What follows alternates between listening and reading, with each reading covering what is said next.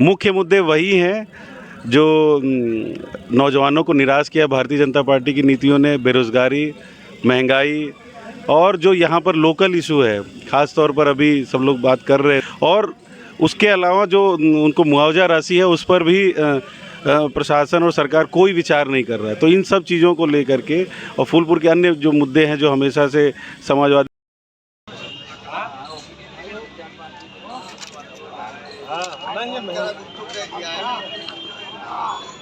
नमस्कार दोस्तों, आपका स्वागत है आपके अपने चैनल युवा एक नई सोच में। दोस्तों अभी हम जहां पर पार्टी के पदाधिकारी बैठे हैं वहां आ चुके हैं। आइए हम बात करते हैं क्या मुद्दे होने वाले हैं, किस मुद्दे पे यह चुनाव लड़ेंगे। आइए बात करते हैं। यहां पर लोहिया वाहिनी के राष्ट्रीय अध्यक्ष अभिषेक यादव जी बैठे हैं। आइए सर, क्या मुद्दे होने वाले इस चुनाव में, जो उपचुनाव होने वाले हैं? फूलपुर विधानसभा उपचुनाव सहित जो भी प्रदेश में उपचुनाव हो रहे हैं, हम लोग के नेता आदरणीय अखिलेश यादव जी के निर्देश पर आज बाद लगातार सारे लोग लगे हुए हैं क्षेत्र में।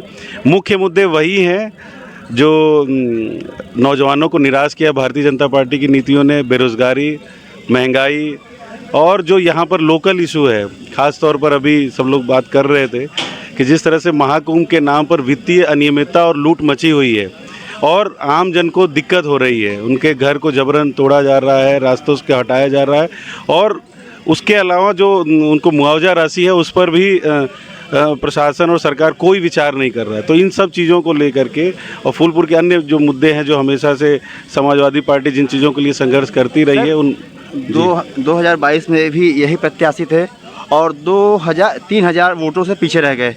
क्या इस बार यह आंकड़ा पार हो पाएगा कि नहीं? भारतीय जनता पार्टी ने बेईमानी से वो सीट जीती थी।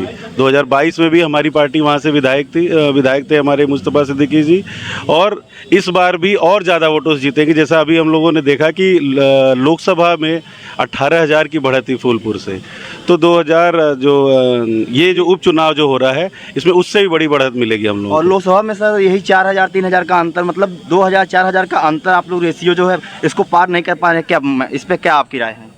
देखिए, ये बड़ी बात है क्योंकि जो भारतीय जनता पार्टी है और जो चुनाव आयोग सहित देश की तमाम संवैधानिक संस्थाओं को भारतीय जनता पार्टी की सरकार ने अपने नियंत्रण में ले लिया है। और देखते रहे हैं कि चुनाव आयोग भी प्रधानमंत्री कार्यालय से पूछ करके चुनाव की तिथियां घोषित करता है। तो ऐसे बहुत सारे चुनाव आयोग के भी कारनामे हैं जो हम लोग देखते रहते हैं कि जो बीएलओ की अदला बदली में उनकी जाति देख करके, जो कि शर्मनाक है लोकतंत्र में, जाति देख करके, चिन्हित करके, उनका धर्म देख करके उनको हटाया जाता है या अन्य जो कार्यवाही की जाती है। चुनाव आयोग बहुत सारी चीज़ों पर भारतीय जनता पार्टी के लोग जो आचार संहिता का उल्लंघन करते हैं उस पर जो मौन रहता है चुनाव आयोग, और जो लगातार अन्य चीज़ें जो हो रही हैं, लोकतांत्रिक जो व्यवस्था का जो हनन हो रहा है उस पर जो चुप्पी है संवैधानिक संस्थाओं की, ये सब बड़े मामले। इसकी वजह से आखिरी में होता क्या है कि 2022 में भी हम लोगों की सरकार बन रही थी, 24 में भी हमारी कई सीटें ऐसी थी जो चुनाव आयोग की लापरवाही के कारण, चुनाव आयोग की मिली भगत के कारण हम लोग गंवाए। इसलिए जनता हम लोगों के साथ है, सिस्टम उनके साथ है, उस सिस्टम से भी हम लोग की लड़ाई है। राष्ट्रीय अध्यक्ष ने ट्वीट किया है जो बहराइच में दंगे हो रहे हैं, सर ये प्री प्लानिंग बताया जा रहा है, इस पर आपकी क्या राय है? बिल्कुल, उपचुनाव को देखते हुए दंगों से फ़ायदा किसको हुआ है आज तक? तनाव बढ़ने से फ़ायदा किसको होता है? ध्रुवीकरण कौन कराना चाहता है?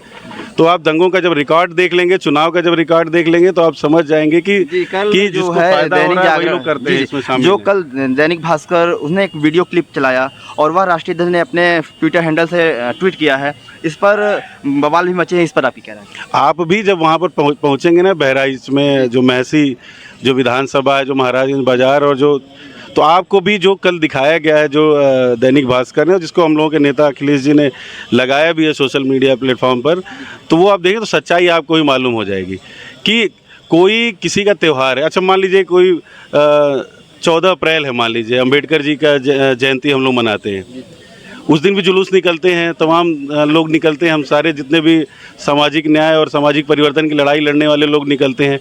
उस दिन क्यों नहीं बवाल होता है? बवाल इन्हीं त्योहारों में क्यों होता है?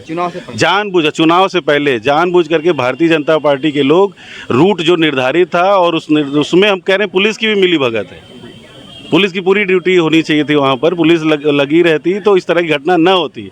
हम सब ने देखा, जो चीज़ छुपाया जा रहा है वो चीज़ सबने देखा है और सच्चाई वहाँ की जानते हैं कि वहाँ असली बात हुई क्या थी। और उसके बाद एक ही पक्ष पे कार्रवाई, एक ही पक्ष का घर जलाएगा, एक ही पक्ष के ऊपर बुलडोजर चलेगा, सारी कार्रवाई एक पक्षीय अगर होगी तो जाहिर सी बात है कि सवाल सर उठेंगे। आप युवा भी हैं और हमारा चैनल युवा एक सोच भी है, युवा एक नई सोच है। सर युवाओं को क्या आप संदेश देना चाहेंगे? युवाओं को तो हम लोग यही कहेंगे, भैया समाजवादी बनिए, समाजवादी व्यवस्था और समाजवादी नीतियों के साथ रहिए, सांप्रदायिक बनेंगे। भारतीय जनता पार्टी सहित इस तरह के दलों के साथ अगर रहेंगे तो सांप्रदायिक हो जाएंगे और कम्युनल लोगों से देश का निर्माण नहीं हो सकता है। देश का निर्माण उन्हीं से होगा जो हर किसी का सम्मान करे, हर किसी को साथ लेकर के चले और देश को आगे बढ़ाने के बारे में